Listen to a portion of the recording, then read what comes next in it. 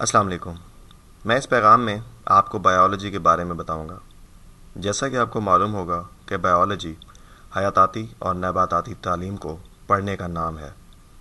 اس سے پہلے کورس پاس کر کے جانے والے میرے طالب علم اور طلباء بائیولوجی میں تعلیم مکمل کرنے کے ساتھ اسے مزید شاخوں میں اعلیٰ تعلیم بھی حاصل کر رہے ہیں۔ بائیولوجی میں آپ کو کافی اقسام کے مضامین ہیں جو آپ کو پڑھنے کو ملیں گے۔ میری بائیولوجی کی بنیادی تعلیم کے دوران ہی میں اپنے اساتذہ کرام کی متعلقہ گفتگو کو کافی حد تک سمجھنا شروع کر دیا تھا۔ یہ سب بنیادی طور پر ان 4 تصورات کو سمجھنے کے بعد ممکن ہوا، جن کا نام ایوولوشن، فری انرجی، انفارمیشن اور سسٹمز ہے۔ یہ 4 وہ خیالات ہیں جن کو آپ کو ذہن نشین کر لینا چاہیے، جو تقریباً تمام بائیولوجی کی بنیاد رکھتے ہیں۔ ایوولوشن سے شروع کریں تو چارلز ڈارون کا نام ذہن میں آتا ہے، جس نے قدرتی چناؤ پہ کافی کام کیا۔ ڈارون کا یہ ماننا تھا کہ سب جاندار کسی نہ کسی طریقے سے ایک دوسرے سے جڑے ہوئے اور وابستہ ہیں۔ آپ کسی سے پوچھیں گے کہ چارلز ڈارون نے کیا کیا تھا، تو کچھ لوگ کہیں گے کہ اس نے بائیولوجی ایجاد کی، اور کچھ اس کو ایوولوشن کا موجد کہیں گے، جو کہ جزوی طور پر تو ٹھیک ہے مگر مکمل نہیں۔ چارلز ڈارون نے ایوولوشن کے کچھ حصے پہ کام کیا تھا، جس کا ایک صفحہ آپ اپنے کمپیوٹر کی اسکرین پر دیکھ سکتے ہیں۔ اب ساتھ ہی دوسری تصویر میں آپ کو فائلوجینیٹک ٹری نظر آئے گا، جو کہ پہلی تصویر سے بہت ملتا جلتا ہے، اور اگر غور سے دیکھیں تو ہم اپنے آپ کو یعنی انسان کو اس ٹری میں اینیملز کے اوپر دیکھ سکتے ہیں۔ بنیادی طور پر یہ وہ میکرو ایوولوشن کا حامی تھا، جو دوسرے الفاظ میں ایک سپیشی کا دوسرے سپیشی کو جنم دینا۔ لیکن جو بات اس کو منظر عام پر لائی تھی وہ یہ تھی کہ وہ پہلا انسان تھا جس نے بتایا کہ دراصل ایڈاپشن اور ایوولوشن کیسے کام کرتی ہیں، جس کو نیچرل سلیکشن بھی کہا جاتا ہے۔ اس کی ایک مختصر سی مثال 2 پیپروز ہیں، جن کی 2 فینوٹائپس آپ دیکھ سکتے ہیں۔ شوخ اور ہلکے رنگ میں درخت کا رنگ ہلکا ہے، لیکن صنعتی انقلاب کے دوران کوئلے کے بے جا استعمال اور اس کے نتیجے میں زیادہ دھوئیں کے اخراج سے درخت کالے ہو گئے تھے۔ یہی وجہ ہے کہ یہ اپنی رنگت تبدیل کر رہے ہیں۔ یہ نیچرل سلیکشن کی ایک مثال ہے۔ یاد رہے کہ 5 چیزیں ایوولوشن کی وجہ بنتی ہیں، جن میں سے ایک نیچرل سلیکشن ہے۔ باقی 4 میں small sample size, naan random meeting, mutation اور امیگریشن یا ایمیگریشن ہے۔ لیکن جب بھی جین پوائل میں تبدیلی کی گئی، ایوولوشن کا عمل دیکھنے کو ملا۔ نیچرل سلیکشن کی خوبصورتی یہ ہے کہ وہ ہر جاندار کو اپنے ماحول میں ڈھلنے دیتی ہے۔ ایوولوشن بنیادی طور پر یہی کچھ ہے۔ دوسرا حصہ فری انرجی کا ہے۔ اس سے مراد ہے کہ توانائی سورج سے زمین تک آئے گی، جہاں پودے فوٹو سنتھسس کے عمل کے ذریعے توانائی کو شوگر میں تبدیل کریں گے، جس سے وہ پل بڑھ سکتے ہیں۔ پودے ریسپائریشن کا عمل بھی کرتے ہیں، جس کے ذریعے شوگر کو اے ٹی پی میں تبدیل کیا جاتا ہے۔ اس سارے کے ذریعے بنیادی طور پر ہیٹ پیدا ہوتی ہے۔ بس انرجی کا کسی کام کے کرنے یا ہونے کے لیے موجود ہونا ضروری ہے۔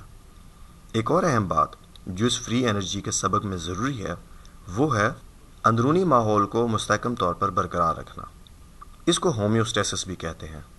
یہی کام ایک پودا بھی کر رہا ہوتا ہے۔ اگر ہومیوسٹیسس برقرار نہ رکھا جائے تو موت واقع ہو سکتی ہے۔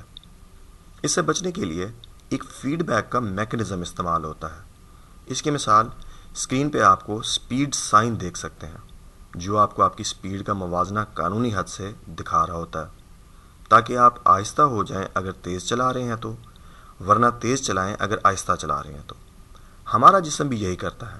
مثلاً ہمارے جسم کا درجہ حرارت 98.6 ڈگری فارنہائٹ ہے، جو ہومیوسٹیسس کے ذریعے برقرار تو رکھا جاتا ہے، لیکن اور بھی بہت سے نظام برقرار رکھے جاتے ہیں، جیسے کہ blood glucose level, blood calcium level وغیرہ وغیرہ۔ آسٹمیسس سے برقرار رکھے جاتے ہیں، جس کے لیے ہم فری انرجی استعمال کرتے رہتے ہیں۔ اگلا حصہ انفارمیشن کا ہے، جو ایک جاندار سے دوسرے جاندار اور ایک نسل سے دوسری نسل تک منتقل ہوتی ہے۔ یہ سب کچھ یاد رہے ڈی این اے کے ذریعے ہوتا ہے۔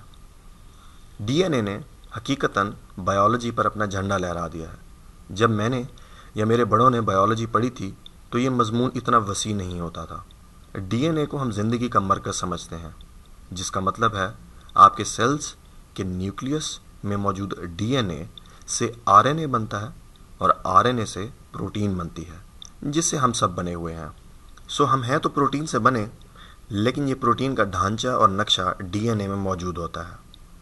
इस नज़रिए से देखें तो पहले जानदार से लेकर अब तक तमाम जानदारों में इंफॉर्मेशन उनके डीएनए के ज़रिए महफूज चली आ रही है, जिसको आप जीन्स और जेनेटिक्स से भी मंसूब कर सकते हैं।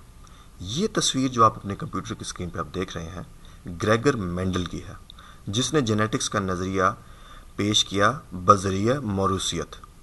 एक और चीज़ जो काबिल गौर है वो ये है कि आप यानी इंसान स्टैटिक नहीं हैं बल्कि वेरिएबल हैं।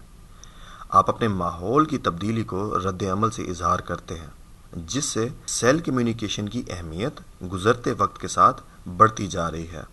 आप सेल कम्युनिकेशन की मिसाल देख सकते हैं, जिसमें हम जीन का इजहार करते हुए प्रोटीन से काम करवा सकते हैं, लेकिन हार्मोन्स, नर्व्स, फर्मोन्स सब सेल कम्युनिकेशन की मिसालें हैं जिससे इंफॉर्मेशन सफ़र करती है। सिस्टम्स इस बात की वजाहत करता है कि बायोलॉजी ज़िंदगी के तंजीमी ढांचे को बयां करती है। हर जानदार कार्बन कंपाउंड से बना है, जिसकी तरतीब मैक्रोमोलिक्यूल्स है, जिससे ऑर्गन्स बनते हैं और ऑर्गन से सेल बनते हैं और सेल से टिश्यू बनते हैं, टिश्यू से ऑर्गन बनते हैं और ऑर्गन से ऑर्गन सिस्टम्स बनते हैं, ऑर्गन सिस्टम से ऑर्गेनिज्म बनते हैं, जिससे आबादी है, जिससे मुआशरा है। बस ज़िंदगी का ये एक तंजीमी ढांचा है। इसे हर सतह पे खसूसियात हैं जो पहले नहीं थी। सिस्टम्स और रियल सिस्टम्स अहम हैं, लेकिन उतना ही अहम बातचीत है, यानी राब्ता। ये तस्वीर जो आपकी कंप्यूटर स्क्रीन पे आपको नज़र आ रही है, ये E.O. विल्सन की है, जो एक बायोलॉजिस्ट हैं। इनकी खसूसियत ये है कि इन्होंने मुख्तलिफ एकोसिस्टम्स में राब्ता दिखाया और साबित किया है। जैसे कि इंसानी जिस्म में मुख्तलिफ निज़ाम आपस में राब्ते से काम कर रहे हैं, वैसे ही सिस्टम और इंटरेक्शन भी बायोलॉजी का बहुत अहम हिस्सा है।